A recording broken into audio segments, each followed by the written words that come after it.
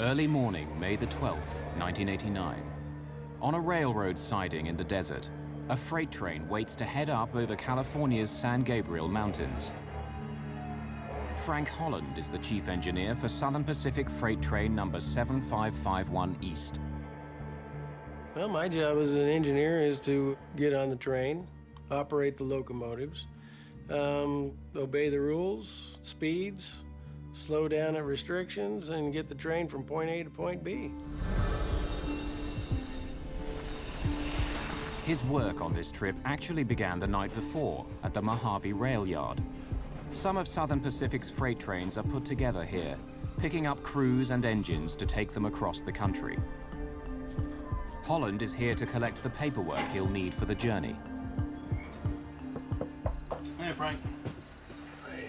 Holland was promoted to chief engineer 3 years before. Okay, clearance form, train orders, train list, and tonnage profile.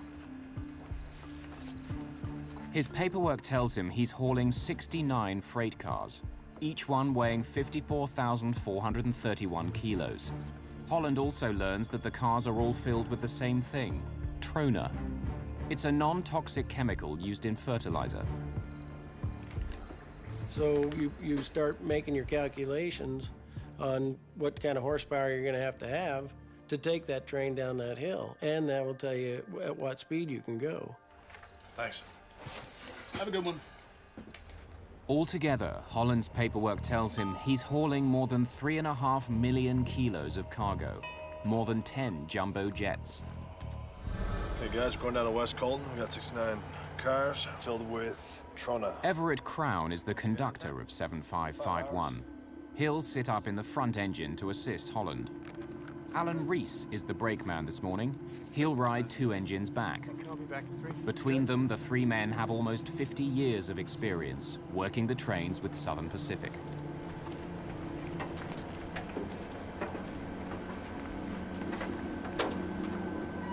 To make sure he has enough power to move his train up and down the mountain, Holland has asked for a little assistance.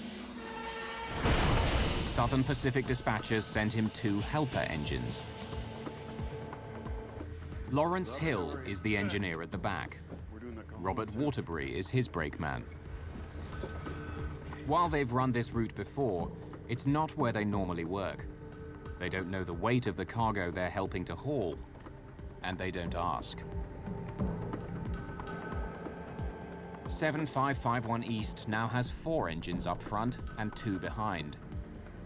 With the last 2 in place, the train is all set to go. Helper calling head end. Head end. Coupled and ready to go. Roger that.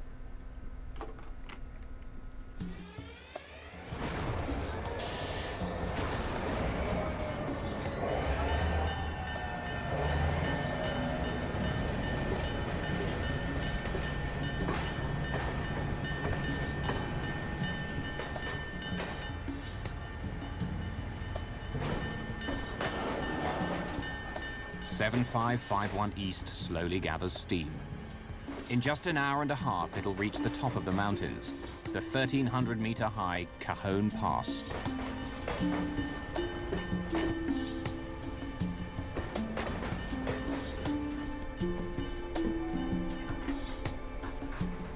Helper to head end. Head end. We've cleared the siding. Thank you.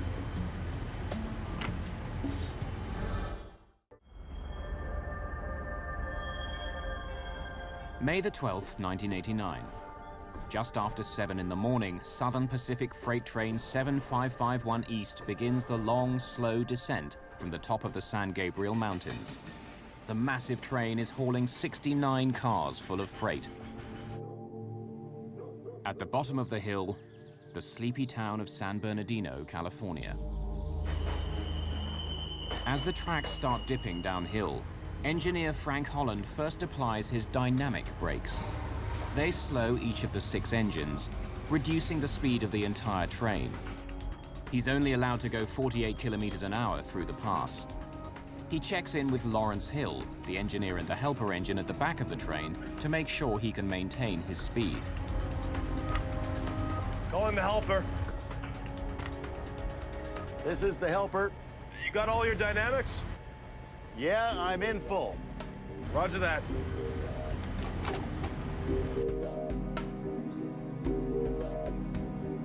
The first part of the downhill run twists back and forth 56 times. The friction from the turns helps slow the mammoth train. Even with the turns, Holland starts applying his air brakes. They put pressure on the wheels of each freight car. The train is now traveling at 40 kilometers an hour. That's exactly where Holland wants it to stay.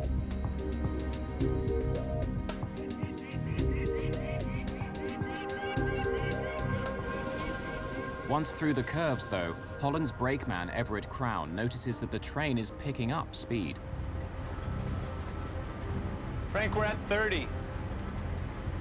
Should be at 25.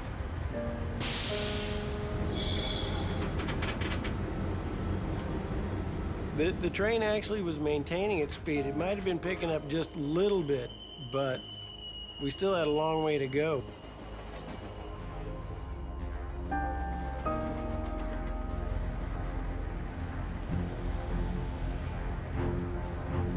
It's creeping. Confused, Holland continues to increase the pressure on the air brakes. But the train just keeps going faster. By the time it reached 40 miles an hour, I was very concerned. The train was speeding.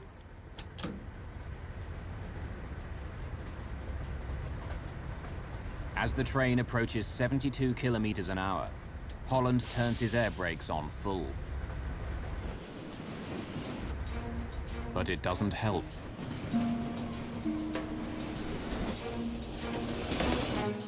At the bottom of the hill, the track bends around the town of San Bernardino. Frank Holland knows he's not supposed to go more than 64 kilometers an hour around the corner.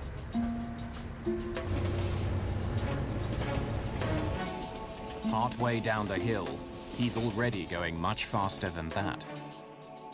Ruth Green's husband has left for work. Her 3 youngest children are off to school. Across the street, Chris Shaw is just about to take a shower. Engineer Frank Holland knows there are several houses that are right in the way if his train comes off the track. I've been over that territory many times, and yeah, I knew that there was a curve coming down there that we weren't going to make.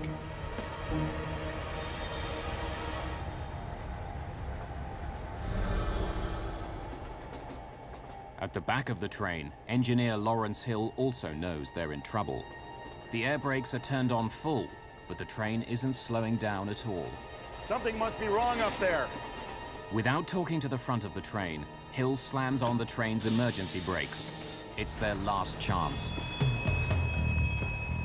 The train at that point tried to slow down a little bit. A couple seconds later, it was off to the races. It just took off like a rocket. The speed was going up so fast, I couldn't even believe it.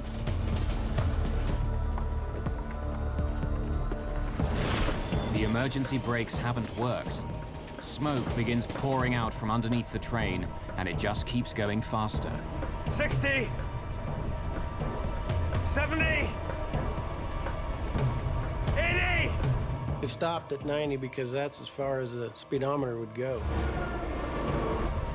But Holland knows 7551 East is still picking up speed. I'm thinking, my God, I'm fired. Actually, that's what I thought. I'm just looking at everything that I've done. I'm trying to go back and see where I had made a mistake, what had happened. 7551 to West Colton. 7551 to West Colton. We're trying to get a hold of the train dispatcher, and he won't answer. The train is out of control, and they can't tell anyone about it. At that point, we're just kind of out there by ourselves. Try that phone again! 7551 to West Colton. West Colton, go ahead. We have a slight problem. At the back of the train, engineer Lawrence Hill listens to the radio call. I don't know if we can get this train stopped. He breaks in, desperate to tell the dispatcher how dangerous the situation is. Mayday, mayday! We're doing 90 miles an hour. 9-0. Out of control. Won't be able to stop till we hit Colton. But there's nothing the dispatcher can do. The train is traveling at more than 160 kilometers an hour. The houses of San Bernardino are just seconds away.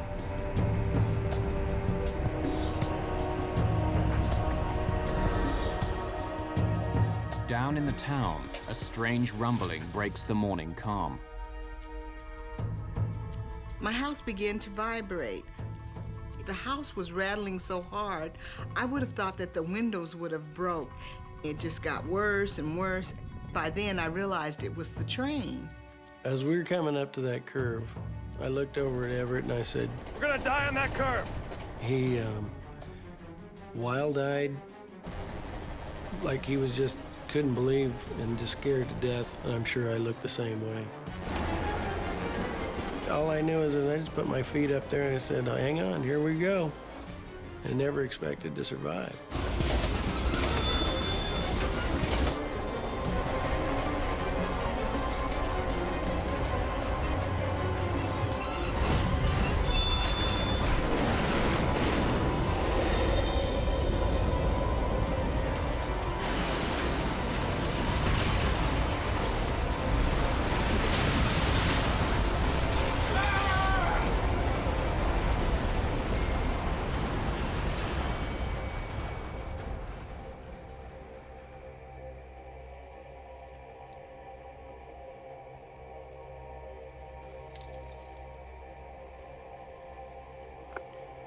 West Colton.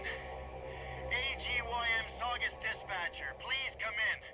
We're on the ground here between Dyke and Stover. Mayday! Mayday! In the helper engine at the back of the train, engineer Lawrence Hill desperately calls the Southern Pacific dispatcher. Being at the end of the train has saved him from injury, but he's not sure everyone else has been so lucky. SP7551, anybody please come in!